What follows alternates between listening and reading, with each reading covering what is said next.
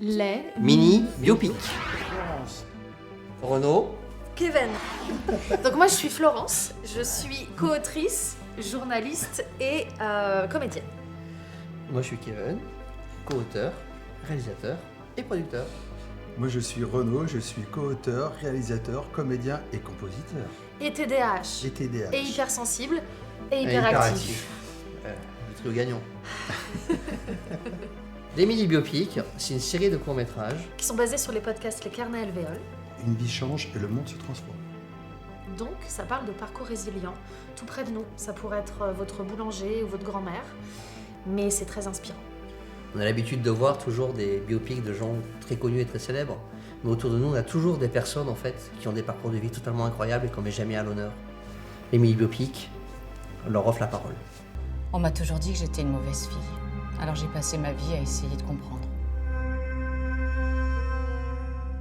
Dans le film, vous êtes deux comédiennes, votre Fabienne, une jeune et une de notre âge, hein, avec des moments de vie complètement différents en fait. Donc ça a été un challenge aussi pour nous en fait de faire passer cette relation entre ces deux comédiennes aussi sur le tournage en fait, et puis que ça soit cohérent en tout cas dans votre histoire en fait. Donc ça a été un beau challenge pour nous. Et une belle découverte en tout cas de Léa et de Nathalie en tout cas sur ce film-là, et on a pris beaucoup de plaisir en tout cas avec Renaud à les filmer, à les diriger.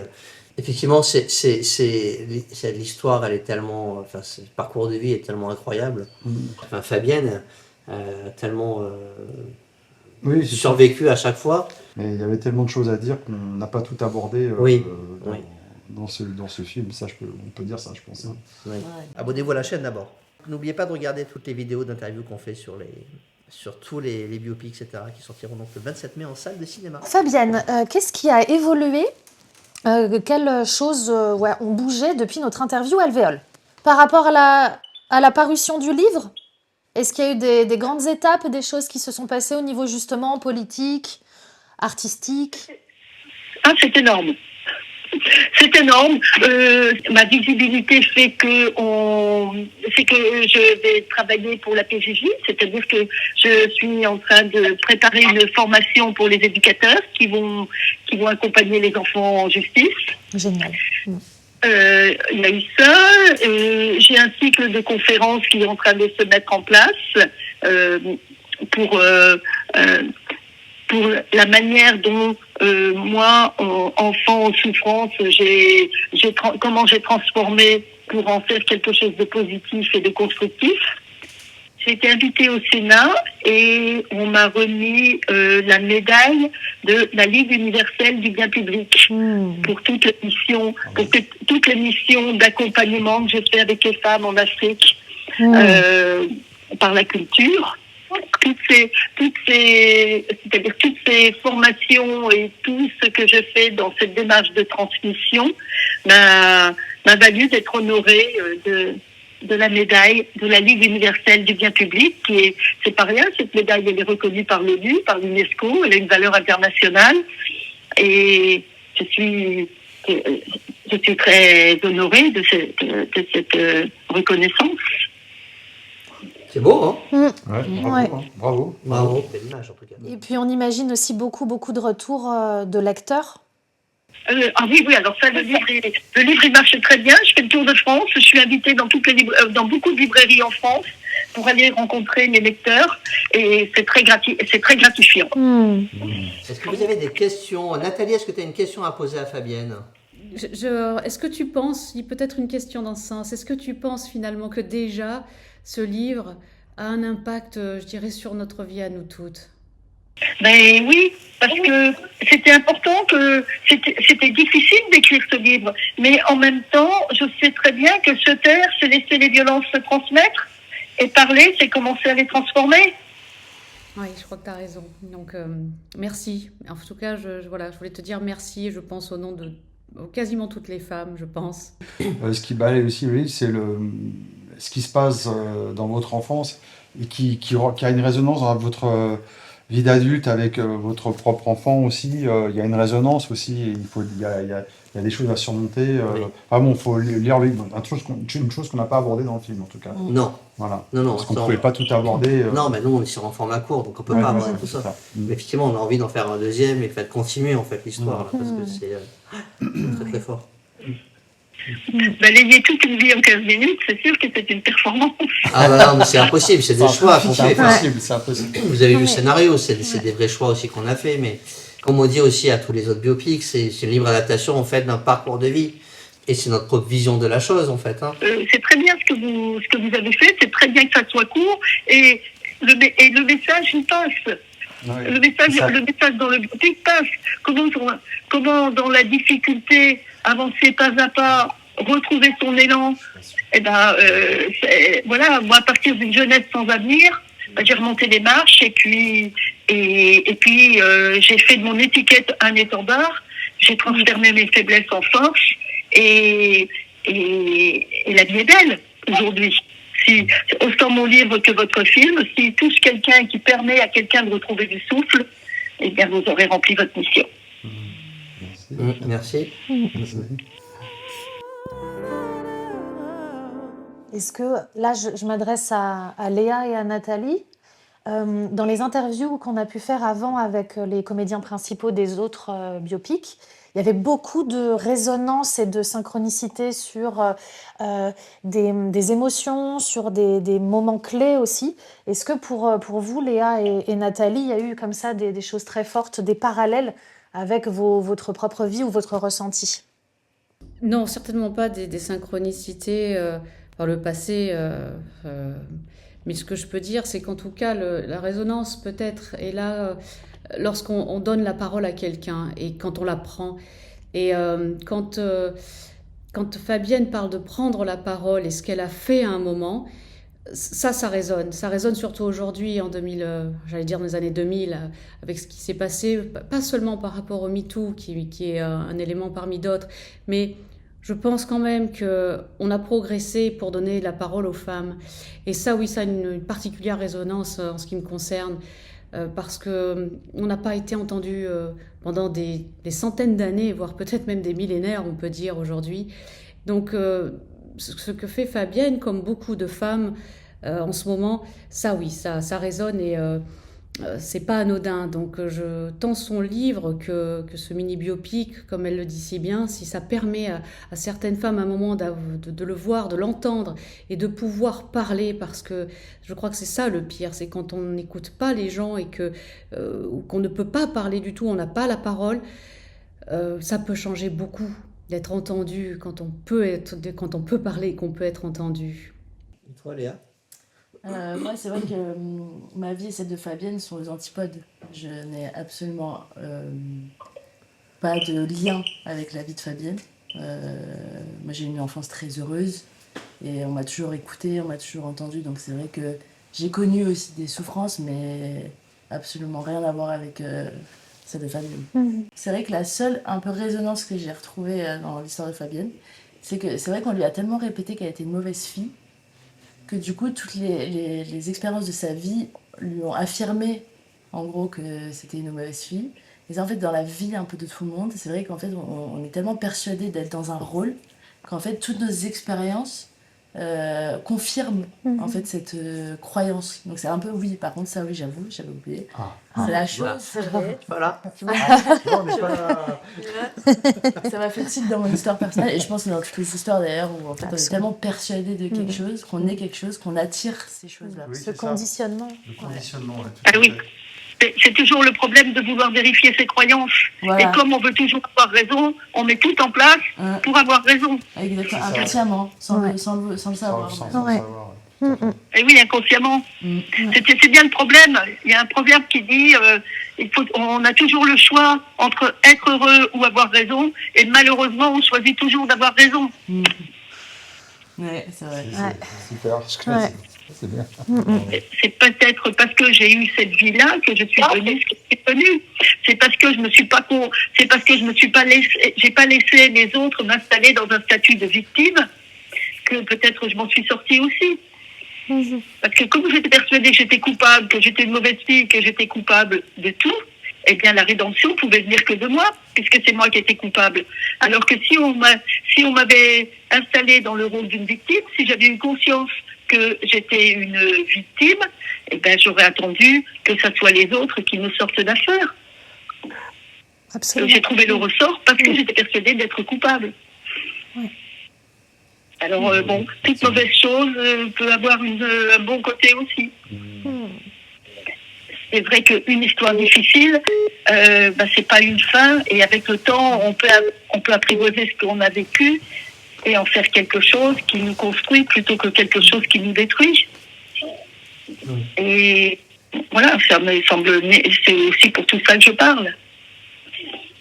Un jour, j'ai compris que mon énergie était plus utile pour bâtir la suite que pour habiter le passé. Et c'est un message que j'ai envie de transmettre. C'était la question qu'on allait poser sur le... Est-ce que vous aviez un message en fait actuellement et vous venez exactement d'y répondre parfaitement. Ah ben non, j'ai pas que répondu. Je peux aussi dire que quand on traverse des choses difficiles, il faut pas rester seul avec ce que l'on vit, parce que parler, ça peut ouvrir un espace et qu'il faut accepter de remonter les marches une par une et garder son énergie pour ce qui nous fait avancer, pour retourner dans la vie. Absolument. Voilà. Ça, c'est un conseil que je pourrais donner. Parce que on choisit pas ce qui nous arrive dans l'enfance, mais à un moment, on peut choisir ce que l'on en fait. Oui, c'est ce qu'on met dans le film aussi, en fait. Et, il y a un choix en fait qui est pris et on va laisser les spectateurs découvrir le film aussi, mais c'est ce que tu en fais, enfin ce qu'on en fait nous en tant que personne qui fait notre résilience et notre évolution en fait. Hein. C'est ça qu'on veut transmettre en tout cas dans les films. Hein. Je réalisais simplement qu'il y avait des sources d'inspiration autour de l'histoire de Fabienne avec des formats très différents. Le livre, le podcast, le film. Et du coup, à chaque fois, il y avait aussi des informations, des résonances différentes avec chacun de ces formats. Et que du coup, voilà, ça met en lumière un maximum, en fait. Mais c'est ce qu'on a essayé de faire justement avec les biopics. C'est avec les histoires de chacun. Donc, certains font des livres, certains font des BD, d'autres ils vont faire des conférences, d'autres vont faire des soins énergétiques. Et par rapport aux histoires de chacun, et en fait, les résonances, en fait, c'est des liens qu'on peut avoir de partout alors j'aime pas le terme, c'est pas sauver en tout cas, mais pour grandir avec, en fait, c'est ça. J'aime pas le terme sauver parce que on grandit avec et on peut resplendir en fait sur les autres. Je préfère ce terme-là en tout cas. Il faut qu'on arrive à toucher en fait le maximum de personnes par plein de biais différents. Oui. Et donner de l'espoir. Et donner de l'espoir. Si on a tous et toutes avec un début difficile ou des traversées ou des moments de vie extrêmement difficiles, si on a réussi à le traverser, c'est parce que il y a eu quelques mains tendues. Et donc, une fois qu'on a traversé tout ça, c'est un devoir d'avoir la main tendue pour les autres. Oui. Oui. Ah oui. Tout à fait. Ouais. Tout à fait. Et c'est hyper important parce que le parti pris des mini-biopics, c'est de montrer justement tous les conditionnements qu'on peut connaître pour réussir à s'en libérer et à oser être soi de façon complètement unique, originale, sans être bloqué par des archétypes. Donc, ça fait vraiment écho aussi à notre parti pris de la série, quoi. Vraiment. Bien, merci beaucoup Fabienne pour votre témoignage. Merci. Donc le film sort distribué par Atypique le 27 mai. J'ai l'impression de me répéter, mais j'aime me répéter. Bon courage. À bientôt. Merci. À bientôt. Au revoir. Fabienne, au revoir. Et c'est parti, le Bon. clap. Malgré le film, c'était un tournage joyeux. Ah oui. Un tournage joyeux. Ah oui. Il y avait beaucoup de blagues, beaucoup de dérision, beaucoup de grands mots. Beaucoup de musique. Beaucoup de musique aussi, malgré le tournage, parce qu'on est, ça rigole sur le tournage, on est très concentré sur les prix, etc. Mais je veux dire, on n'est pas attendu. C'est pas un tournage qui est tendu. Comment t'as vécu les choses finalement? T'as vécu les choses et t'as interprété ton rôle d'abord, Léa. Alors moi d'abord j'ai lu son livre. Et en fait, à la base, je voulais faire exactement comme elle avait vécu. sur cette chose, sauf qu'en fait, je me suis rendu compte que c'est pas possible. Sans elle, son témoignage, et sans savoir, je pouvais pas retranscrire exactement ce qu'elle a joué, quoi. Donc du coup, j'ai fait au feeling, quoi. Ah bah tiens, on est bien rendu. Tiens. On va y aller. Non, mais c'est vrai, moi, j'ai jamais joué de rôle comme ça. De rôle, Ça t'a fait peur un peu ou pas? Ouais, quand même, oui. C'est vrai? Bah oui, forcément. Ok. En plus, tu sais que c'est quelqu'un qui a vraiment vécu ça, donc t'as pas envie de... Oui, Ça, c'est Moi, je la voulais pas complexité que ce soit- pour tous les Je biopics. voulais pas ouais. qu'elle regarde ça, qu'elle dise, mais ça va pas. n'importe quoi. C'est C'est pas ça du tout. Pas du tout, elle est à côté de la plaque. Sauf qu'en fait, bah si, je pense que c'est obligé. Tu peux pas faire exact. Enfin, Ah non, c'est impossible. De toute façon, c'est C'est vraiment une interprété. adaptation, elle le dit, Ouais, c'est une voilà. adaptation. Ouais, On ouais. adapte en fait. Hein. sauf si elle avait été là, peut-être qu'on aurait pu faire un truc. Alors, t'as eu la chance de la rencontrer toi sur le tournage. Oui. Ouais. Alors que les autres, tous les autres depuis qu'on a fait, et c'est la première fois en fait qu'on a la chance d'avoir avec du recul, etc., beaucoup de distance. Mais ça met moins de pression aussi. oui, justement. oui. Mais du coup, qu'est-ce que ça t'a fait quand tu l'as vu toi, alors qu'on avait commencé à tourner déjà? Ah, moi, ça me fait trop bizarre. Parce que c'est rare que je connaisse autant quelqu'un fictif. Enfin, Sans la connaître sans la directement. connaître. Tu vois. Moi, après, je la connais pas, mais d'avoir lu son livre, j'ai regardé des interviews Combini, j'ai regardé des trucs sur elle. Et du coup, ça m'a fait bizarre de savoir autant sur elle Oui. sans la connaître. Tu vois. Je me disais, putain, si ça avait été une personne que j'avais rencontrée dans la rue, je me serais jamais dit qu'elle avait vécu tout ça. Et moi, je sais ce qu'elle a vécu, quoi. Et du coup, ça a mis... je n'osais pas trop aller vers elle. Tu vois. T'as mis une distance. C'est vrai que c'est Ouais. difficile, quoi. Et toi, Nathalie, du coup, toi, comment tu as abordé ton rôle, du coup? Alors, moi, c'est quelqu'un que, bien sûr, je connaissais de nom. Je ne l'avais jamais croisé en casting. Hein. J'ai pas eu, on va dire, cette chance. Et finalement, c'est bien que ce soit fait comme ça.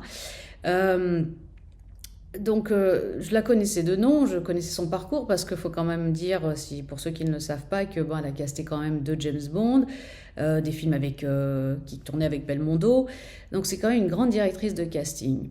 Et je ne connaissais pas son histoire. Et je n'ai pas lu le livre avant.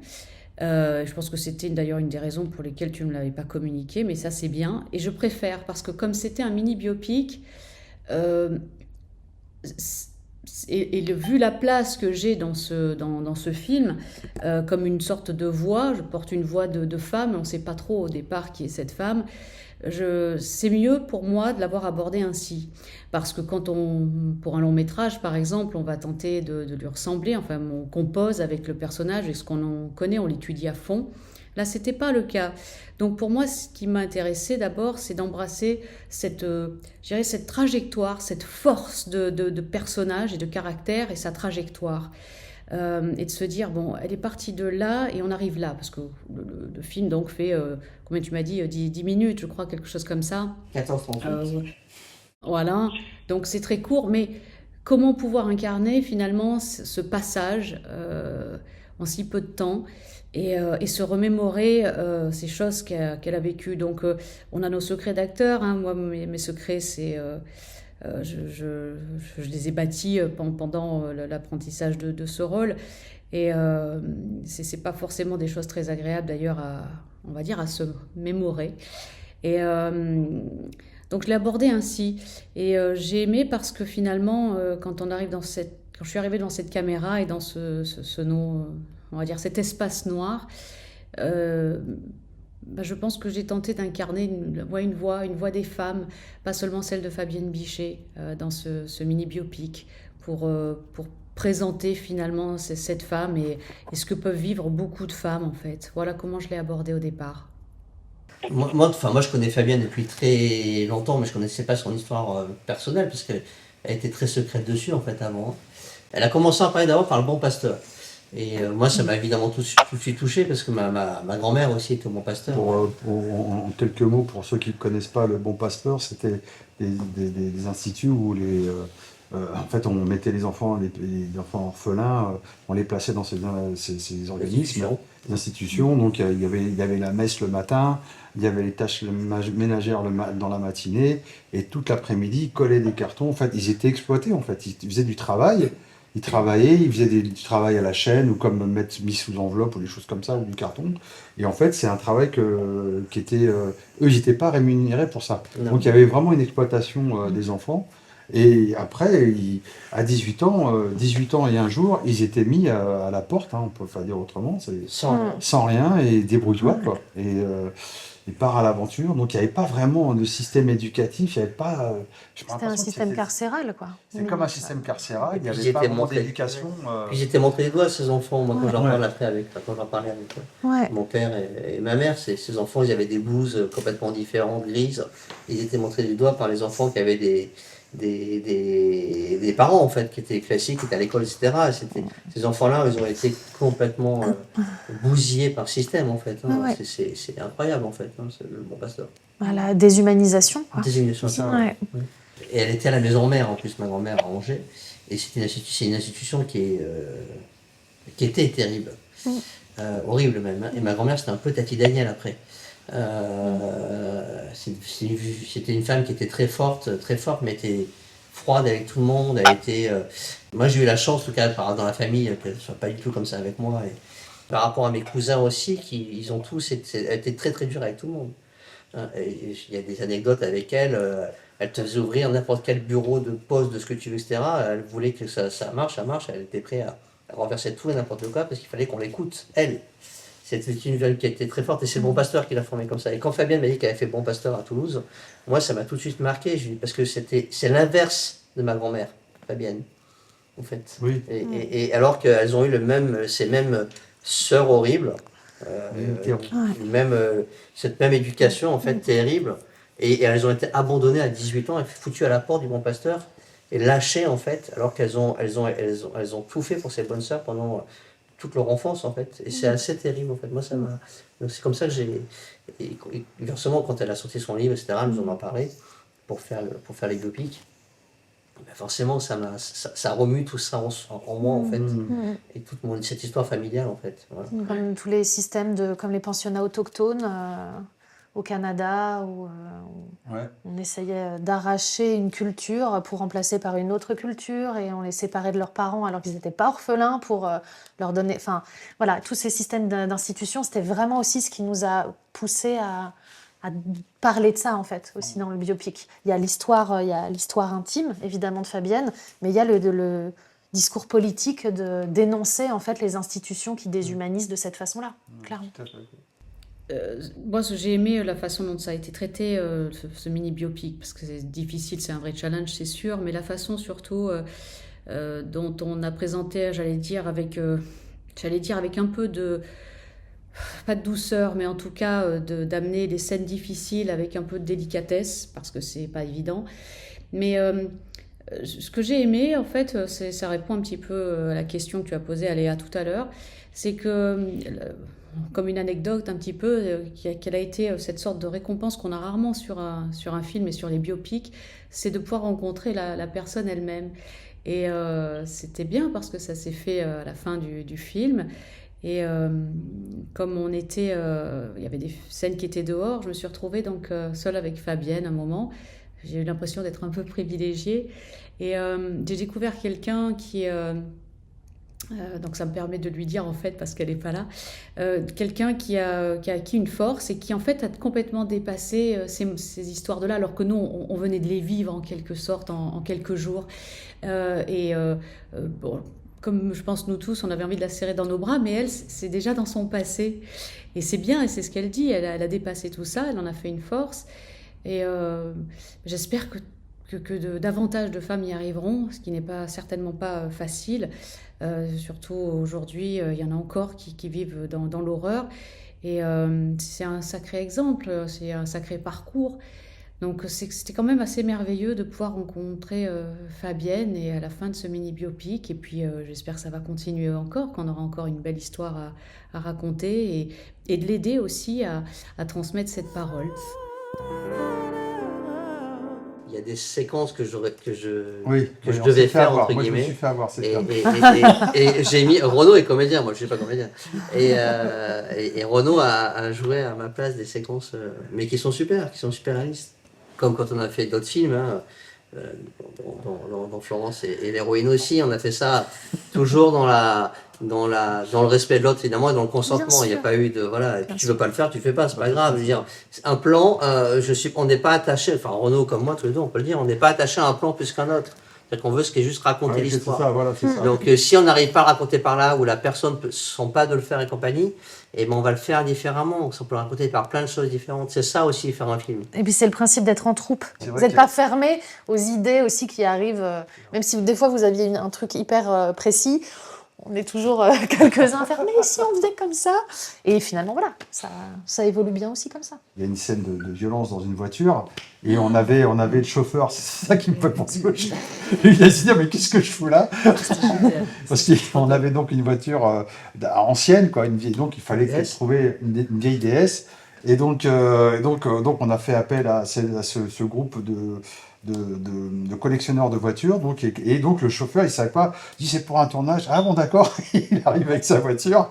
Et là, derrière lui, il était au volant. Et il entend des cris et tout. Il entend. Est-ce que je peux t'insulter? Est-ce que oui, est-ce que je peux te faire ça? C'est ça qu'il a fait avant. Et le mec, il était au volant, il n'osait pas regarder derrière.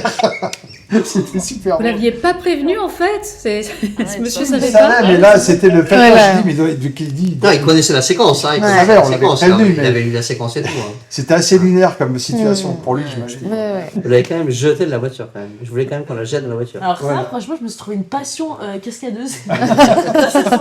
On m'a balancé de la voiture. Bon, ça c'était prévu, hein. C'était chorégraphié, bien sûr. Bien sûr. Bien sûr, tout Évidemment, était calculé. c'était calculé au millimètre. Hein.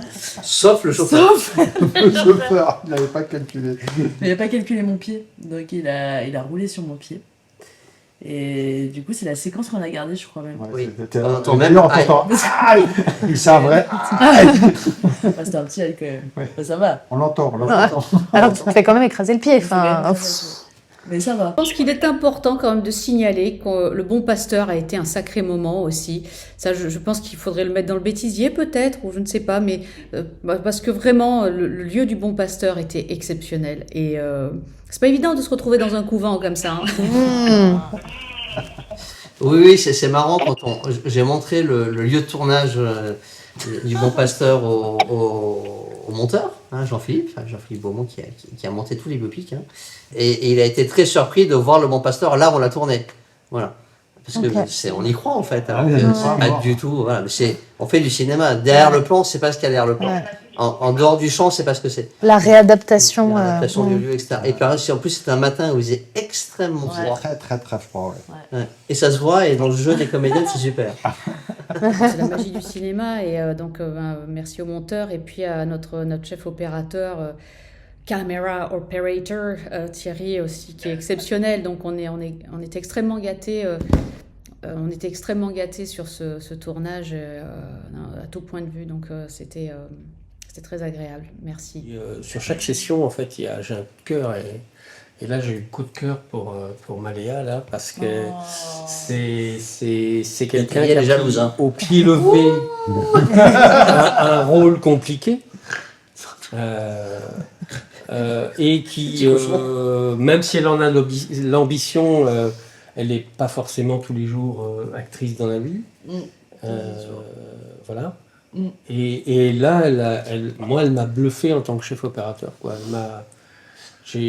Parce qu'elle était instinctive. En fait, elle a joué comme elle l'a dit, enfin, au feeling.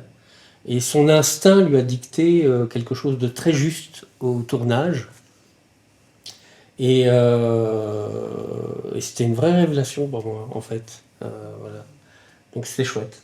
C'était vraiment chouette. Et puis bon, bah après, je me suis régalé à l'étalo. J'ai montré le film terminé à ma première assistante caméra, qui était en larmes à la fin du film. Donc le film touche apparemment sa cible, quoi. Donc c'était génial. Ça, c'était génial. Et dans l'interprétation narrative, qu'est-ce qu'on peut dire de la prestation de Nathalie? Ça fait froid dans le dos, quoi. Il y avait des regards qui... Ouais, c'est voilà. perçant. Bien perçant. Moi, c'était génial. Non, voilà, deux personnes que je vous recommande au tournage. Super. Merci. Bon, Merci N'hésitez beaucoup. pas à vous abonner sur la chaîne Mini Biopic. voilà. Tout à fait. N'hésitez pas d'aller en salle le 27 mai. C'est quelle date? Je crois qu'il faut le rappeler une fois. 27 mai. Le 27 mai dans toutes les salles de cinéma. Abonnez-vous, Mini Biopic, la chaîne, partagez sur vos réseaux. N'hésitez pas, venez en salle. Merci. Merci.